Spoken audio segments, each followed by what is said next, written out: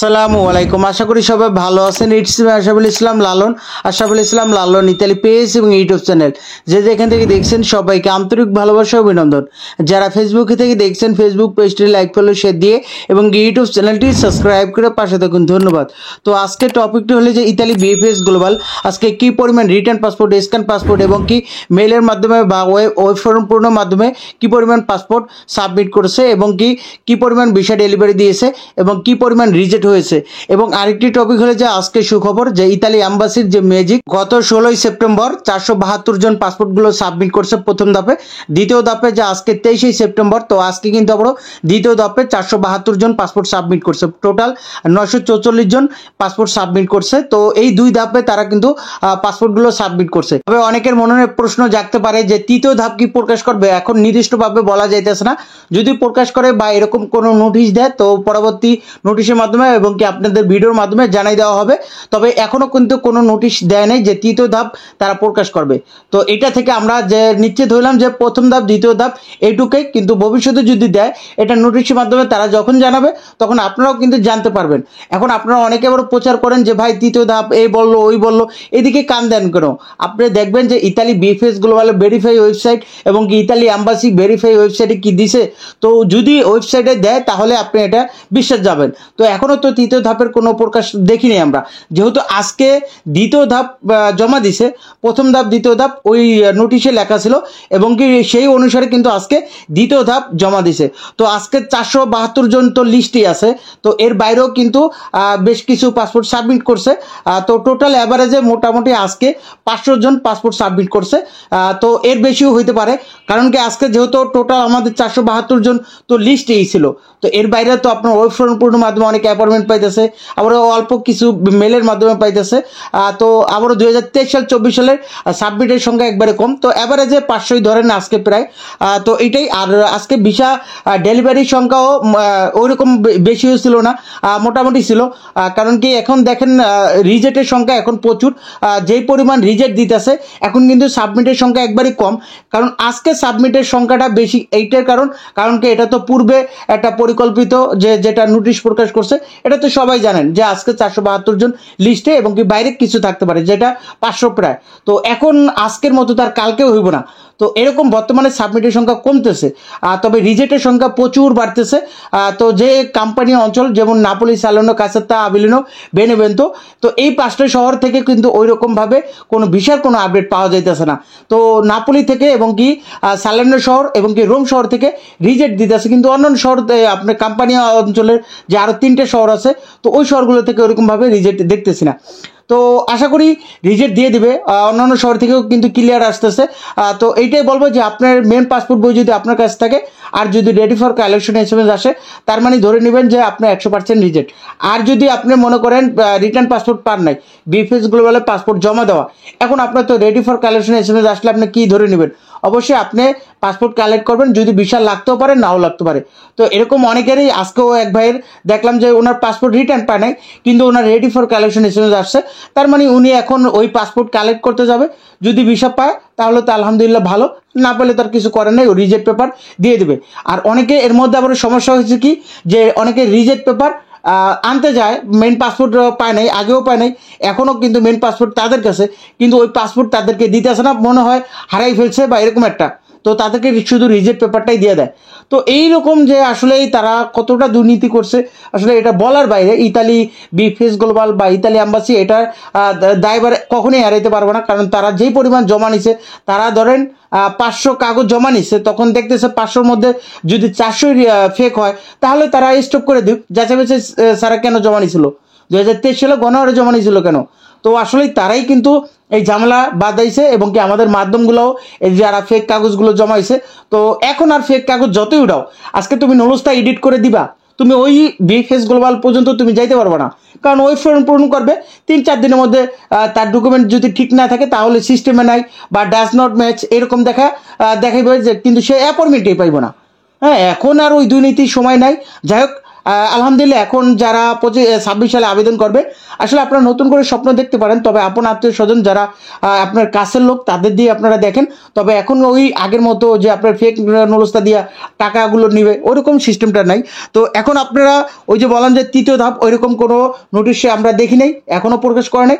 প্রকাশ করলে আপনাদেরকে জানাই দেব। তো আপনারা জানেন যে লিগ্যালাইজেশন ফ্যামিলি ভিসা লিগ্যালাইজেশন জমা এটা গত 16 সেপ্টেম্বরও বন্ধ ছিল, আজকে 23 সেপ্টেম্বর আজকেও কিন্তু বন্ধ ছিল। একটাই কারণ যে অতিরিক্ত জমা, যে আজকে 472 জন যে জমা দিবে তো অতিরিক্ত চাপ পড়বে, এই জন্য ফ্যামিলি ভিসা লিগ্যালাইজেশন আজকে জমা নেওয়া বন্ধ ছিল। তবে আগামীকাল থেকে আবারও কার্যক্রম চালু হয়েছে। যারা ফ্যামিলি ভিসা ভুক্তভোগী আছেন বা আপনাদের লিগ্যালাইজেশন জমা দেওয়ার বাকি আছে তারা আপনার কিন্তু আগামীকাল থেকে জমা দিতে পারবেন। তো আরেকটা বিষয় হলো যে রিজেক্ট পেয়ে তাও অনেকে কালেক্ট করতে বলতেছে অনেকের মাধ্যম। তো এই বিষয়টা আসলে আমি কথা বললে অনেকে হয়তো রাগ করতে পারেন, আমার কথা হলো আমি ভুক্তভোগীদের নিয়ে কথা বলবো যেটা লজিক, এখানে আমার কোনো লাভ লস কিছু নেই। সকল ইতালি ভিসা ভুক্তভোগীদের উদ্দেশ্যে বলবো যে আপনারা একটা কমেন্টে ভালো মন্দ জানাবেন যে আমি সঠিক বলছি নাকি ভুল বলছি। দেখেন এখন কিন্তু অনেকে রিজেক্ট হইতেছে, বিশেষ করে কোম্পানি অঞ্চলে নাপোলি সালেনো কাছে তাবিলেনো বেনেভেন্তো এবং অন্য শহর থেকেও কিন্তু রিজেক্ট হইতেছে। তো এখন রিজেক্ট হওয়ার পর আজকে 2023 সালে আপনারা অনেকে জমাইছেন, রিটার্ন পাসপোর্ট এনে বসে আছেন, অনেকে আবার স্ক্যান কপি জমা দিয়ে বসে আছেন, অনেকে অ্যাপয়েন্টমেন্টের জন্য মেল করে বসে আছেন। এখন বলেন আপনারা তো অনেক দিন যাবত ধরে ভুক্তভোগী হয়ে আছেন, কেউ 2 বছর, 2.5 বছর, কেউ 1.5 বছর, কেউ 6 মাস 7 মাস ধরে ভুক্তভোগী হয়ে আছেন। এখন আপনারা এতদিন তারা কিছু করতে পারে না, আপনাদের মাধ্যমগুলো কিছু করতে পারে না। এখন আপনাদের যখন রিজেক্ট SMS আসে, যেটা মেন পাসপোর্ট বই আপনার কাছে কিন্তু রেডি ফর কালেকশন SMS আসছে, মানে কি আপনার রিজেক্ট, বা আপনার পাসপোর্টও যদি তাদের কাছে থাকে মানে আপনারা তো রিটার্ন পান নাই, মানে আপনাকে এখন রিজেক্ট SMS দিছে, আপনারা রিজেক্ট পেপার কালেক্ট করছেন। এখন যদি আপনার রিজেক্ট হন বা অনেকে সরাসরি বুঝতে পারতেছেন যে আপনার যদি মেন পাসপোর্ট বইটা থাকে তাহলে আপনার রিজেক্ট, এখন আপনারা মাধ্যমগুলো বলতেছে এই রিজেক্ট পেপার আবার কালেক্ট করতে, এই করবে সেই করবে। এখন এই যে আজকে 2টা বছর ধরে তারা কিছুই করতে পারে নাই, আর এখন সে রিজেক্ট পেপার আনতে বলতেছে। আজকে এক ভাই আজকে কষ্টে কান্না করছে, সেই আপনার চাঁদপুর থেকে আসছে, উনি সকাল ভোরে আসছে আজকে উনি রিজেক্ট পেপার কালেক্ট করতে। উনি জানে আজকে 2টা বছর সেই 2023 সালে জমাইছে, তো 2023 সালে জমা দেওয়ার পর এখন 2 বছর পর আইসা যদি রিজেক্ট হয় আবার রিজেক্ট পেপার কালেক্ট করে তাকে কি ধুইয়া পানি খাইব? এই রিজেক্ট পেপার দিয়ে কি করবে? ওই রিজেক্ট পেপার সবার রিজেক্ট পেপার একই, এখানে পাসপোর্ট নাম্বার আর হলো আপনার জন্মসালটা এইটা আলাদা, আর সিরিয়াল নাম্বারটা এটা আলাদা। এছাড়া ভেতরে যে রিজেক্ট পেপার কি লেখা সবার জন্য আলাদা কোনো কিছু লেখা না। এখন প্রত্যেকটা রিজেক্ট পেপারে লেখা স্পট হলো ইনোকে ইমিগ্রেশন থেকে প্রত্যাহার। তো স্পট হলো ইনোকে ইমিগ্রেশন থেকে প্রত্যাহার করছে, এখন তোর যদি আপিল করতে মন চায় তুই ইতালিতে বসে আপিল কর, তুই জুতা তো ক্ষয় করছো তো এখন ইতালিতে বসে কর, তোর যা করতে মন চায় তুই তা কর, সমস্যা নেই। কিন্তু অন্ততপক্ষে এই ভুক্তভোগীকে এখন টাকাটা রিটার্ন দে। তো কুকুরের মতো তোরা খারাপ, তোরা যদি ভালোই কাজ করতি তোরা ইতালি ভিসা ওরা পাইবো না কেন? তো এইরকম কিছু খারাপ লোক আছে, এরা এখন রিজেক্ট পেপার আনতে আবার 3-4 হাজার টাকা খরচ, তুই টাকা পাঠা ও রিজেক্ট পেপার আনবে, টাকা পয়সা নিয়ে রাখছ। এরকম অনেকের মাধ্যম এটি হলো প্রতারক, এইগুলা টাকা পয়সা নিয়ে রাখছে, এখন আবার রিজেক্ট পেপার আনতে বলতেছে। রিজেক্ট পেপার কি? এই মূর্খ জাতি ও ইতালিতে থাকে কিন্তু ইতালি আইও জানে না, এই রিজেক্ট পেপার দাও কি করবে? রিজেক্ট পেপার, এই রিজেক্ট পেপার কি আমরি কিছু লেখা আছে? এই রিজেক্ট পেপার কি জন্য রিজেক্ট করছে এটাই লেখা আছে। এই রিজেক্ট পেপারটা কি করবা?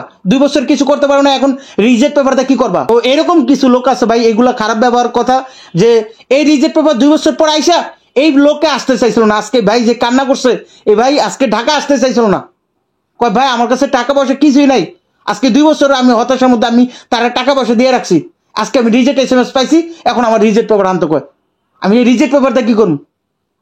তো এইগুলা ভাই যারা আসলে কষ্ট, যার কষ্ট সেই বোঝে, হয়তো যারা ভিসা পাবেন তাদের কাছে এই কষ্টটা লাগবে না, আপনি যতই ভুক্তভোগী হন, কিন্তু আপনি তো একটা সমাধান পাইছেন, আপনার কষ্টের কথা ভুলে গেছেন তখনই। কিন্তু এই ভাই যখন কষ্ট লাস্ট মুহূর্তে এসে রিজেক্ট, আবার রিজেক্ট পেপার আনতে বলে টাকা খরচ করে, কেন রিজেক্ট পেপার কেন আনবে? এই রিজেক্ট পেপারটা কি করবা? তো যেগুলো আবার বোঝে সেগুলো আবার রিজেক্ট পেপার আনতে বলে না, কারণ কি তারা জানে যে রিজেক্ট পেপারটা কি করবো।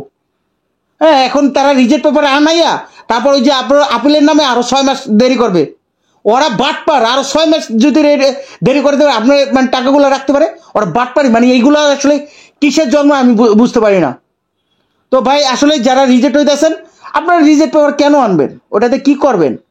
এতদিন আপনার জন্য কিছু করতে পারেনি, 26 সালে নতুনভাবে আবেদন করার জন্য চেষ্টা করেন, আপন অন্য আত্মীয় স্বজন দিয়ে দেখেন। এখন দূর সম্পর্ক আত্মীয় দিয়েও যাওয়া যায়, আপন আত্মীয় স্বজন দিয়েও যাওয়া যায়।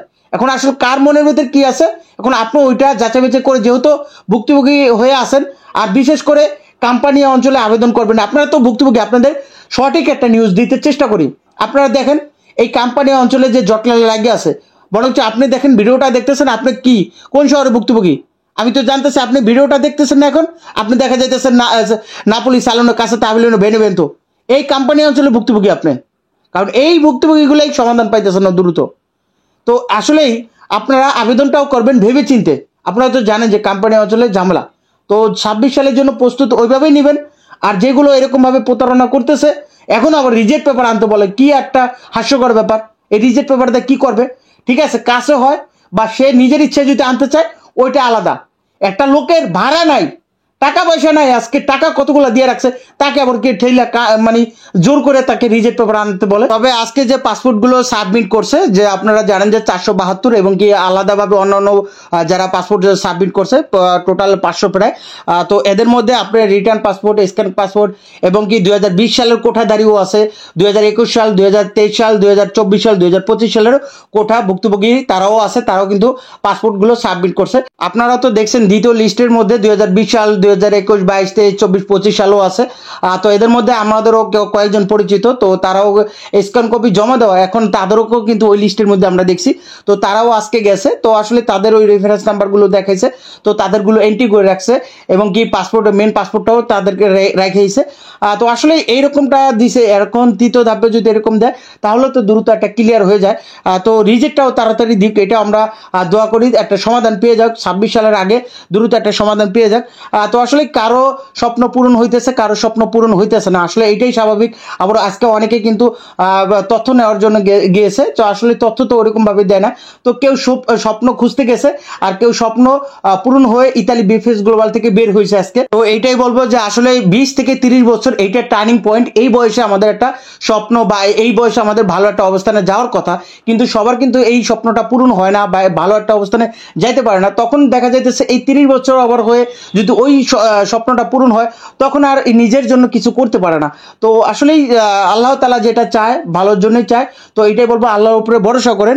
আর যারা প্রতারণা করতেছে, আল্লাহ তাআলার কাছে বিচার দেন নামাজ পড়ে। এটাই বলবো যে তাদের বিচার এর থেকে ভয়ঙ্কর হবে, এবং কি উপরে থেকে এই যে জীবিত আছে, এই জীবিত অবস্থাও তাদেরকে দেখে নিবে। কারণ কারো আল্লাহ তাআলা বলছে যে তার নামাজ পড়ে না বা এমনি আপনি এই পাপ করতেছেন, ওটা আলাদা। কিন্তু অন্যের হক মেরে কেউ যদি বড় হইতে চায়, এটা কখনোই হইতে পারে না। তার এই জমিনে কিন্তু তার বিচার করে দেয়। তো এটাই বলবো। তো আজকে বিশাল আপডেট হলো যে আজকে 23 সেপ্টেম্বর 2025 রোজ মঙ্গলবার। তো আজকে মোট রিটার্ন পাসপোর্ট, স্ক্যান পাসপোর্ট এবং কি মেলের মাধ্যমে এবং ওয়েব ফর্ম পূরণের মাধ্যমে পাসপোর্ট সাবমিট সংখ্যা ছিল 500টি প্রায়, মোট রিজেক্টের সংখ্যা ছিল 80টি প্রায়, মোট ভিসার সংখ্যা ছিল 97টি। এর মধ্যে ফ্যামিলি ভিসা ছিল 43টি, এগ্রিকালচার ভিসা ছিল 37টি, স্পন্সর ভিসা ছিল 11টি, ডোমেস্টিক ভিসা ছিল 2টি, ট্যুরিস্ট ভিসা ছিল 3টি, বিজনেস ভিসা একটা, ওখানে স্টুডেন্ট ভিসা 1টি। তো আজকে তো সাবমিট করছে, যে আগের যেগুলো লিস্টে দেওয়া হয়েছিল ওইগুলোই সাবমিট করছে। তবে নতুন সাবমিটের যে SMS এর মাধ্যমে যে জমা দেয়, তো ওইটা আসলে একবারই কম। তবে ওয়েব ফর্ম পূরণের মাধ্যমে অনেকে অ্যাপয়েন্টমেন্ট পাইতেছে দ্রুত, তারা কিন্তু দ্রুত সাবমিট করতে পারতেছে এবং ভিসা কালেক্ট করতেছে। কিন্তু এখন আসলে কমে আসতেছে, যেটা হলো 2023 সালের 22 সালের কোঠাগুলো, ওইগুলো এখন সাবমিটের সংখ্যা একবারই কম বা দেখতেই পারতেছে না। তো আসলে এটা হতাশাজনক। যাই হোক, এখন রিজেক্ট দিয়ে দে ভাই, এখন ভুক্তভোগীরা হতাশা এবং কি তারা আর ওই ভিসার অপেক্ষা করে না। এটা আমিও বলি, আপনারা যেহেতু মনের কথাগুলো আমি বলি, যে সবাই একটা রিজেক্ট এখন দিয়ে দিক। আর অনেকেরই এখন ভিসা হবে না, অনেকের একবারই সীমিত আকারে ভিসা হইলেও মনে করেন 100%-এর মধ্যে আপনার 2% ভিসা হইতে পারে। এখন যে আগেরগুলো আছে, যেটা হলো যে 2024 সালের 22 অক্টোবর আগের যারা আছে, তো তাদের মধ্যে 2%, মানে 23 সাল 24 সাল যাই বলেন, 2% ভিসা হইতে পারে। আর যে 98% এগুলো এখন রিজেক্ট হয়ে যাবে, যা দেওয়ার কাম আগেই দিয়ে দিছে। এখন যে ওয়েস্ট ফর্মপুরের মাধ্যমে 25 সালে পাইতেছে, তারা কিন্তু তারাদের ডকুমেন্ট ঠিক আছে দেখে কিন্তু নলস্তা পাইতেছে। তারা আবার অল্প সময়ের মধ্যে ভিসাও পেয়ে যেতেছে। আবারও যদি কারো ডকুমেন্টের সমস্যা থাকে বা যদি এডিট করে বানাই দেয়, সেটাও কিন্তু দ্রুত সমাধান পেয়ে যেতেছে। তো এতক্ষণ সাথে থেকে ভিডিওটি দেখার জন্য আপনাদেরকে অসংখ্য ধন্যবাদ। আপনারা সুস্থ থাকুন, ভালো থাকুন, আল্লাহ হাফেজ, আসসালামু আলাইকুম।